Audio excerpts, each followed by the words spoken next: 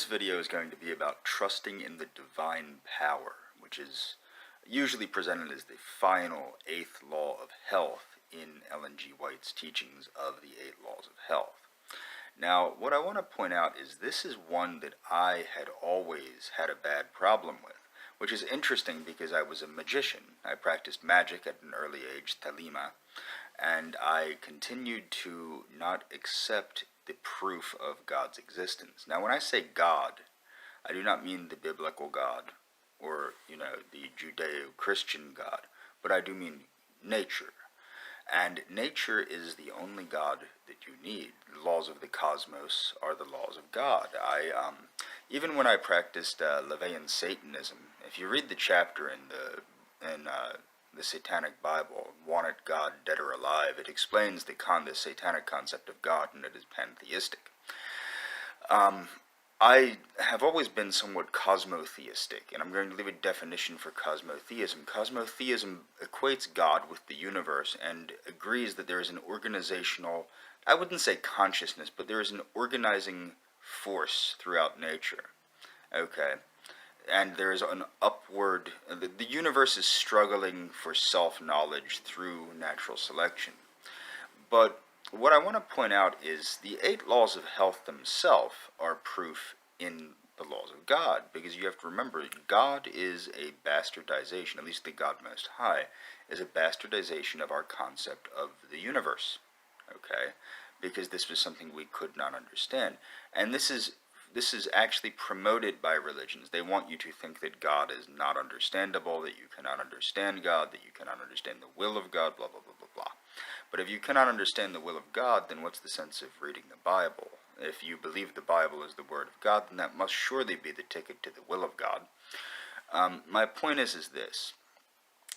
The proof of God's existence as nature is all around us and within us. You have to look for universal truths, as I stated. The 8 laws of health are universal truths. What's true is true. And it's that simple. There's no black truths or white truths or Hispanic truths or Asian truths or Muslim truths or Christian truths or Jewish truths, etc. There is only what is true. And that's what I'm going to talk about right here. So, obviously, being a martial artist, I was exposed to the concepts of yin and yang, as well as being a magician, I was exposed to the concepts of yin and yang, masculine and feminine. And this is universal throughout all ancient cultures that go beyond the paganistic view. It's also present in alchemy, and it's present in yoga with the Ida, Pangale, and Sushumna. Okay, so this is a universal truth too.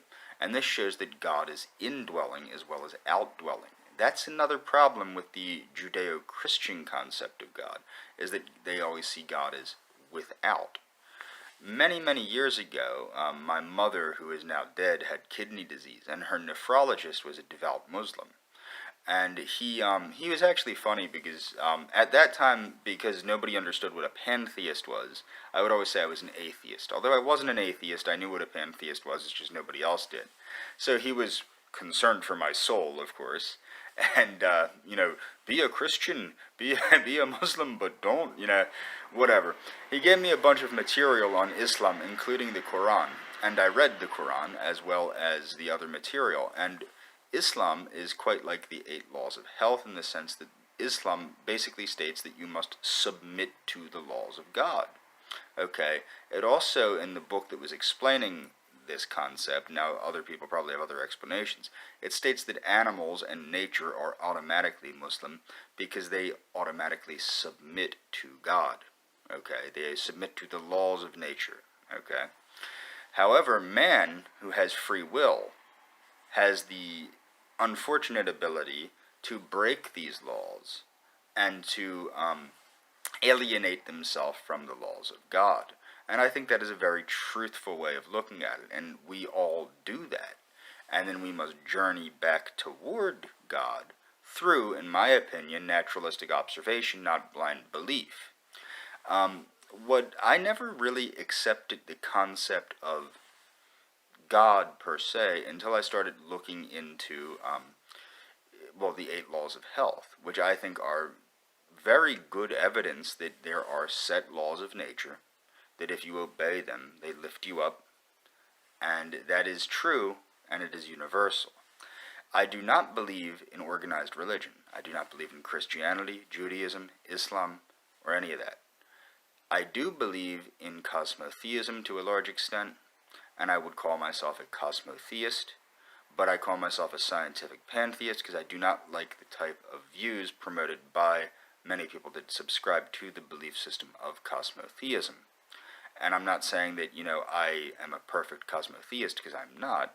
I go against many of the concepts of Dr. William Luther Pierce, but the ultimate concept is, and I do accept the cosmic race. That is the one concept that I think is also important to understand, as it shows the chosen people of the cosmos, if you will. The chosen people of God are the cosmic race. But the concept that is most important to understand about cosmotheism is that we are all, the universe is striving toward self-realization. The problem is not all people are equally self-aware or equally utilized by the universe. This is the problem that people get, is they equate this with some kind of egalitarianism or super whatever. The other problem that people have is they're too damned pride. They have too much damn pride in their belief system, and they think that their belief system must be right and everybody else's must be wrong.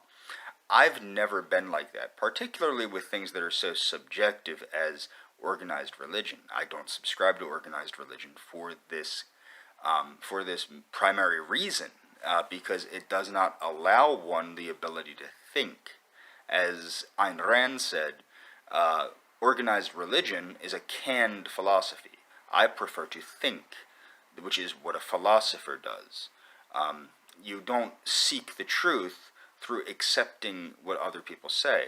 The other thing is, people have a terrible habit of accepting the beliefs of man, which is what the Bible is. The Bible is the concepts of man that have been taken through naturalistic observation and other things, and have been perverted through the will of man to be utilized to lift certain people over other people, to justify rape, murder, what have you.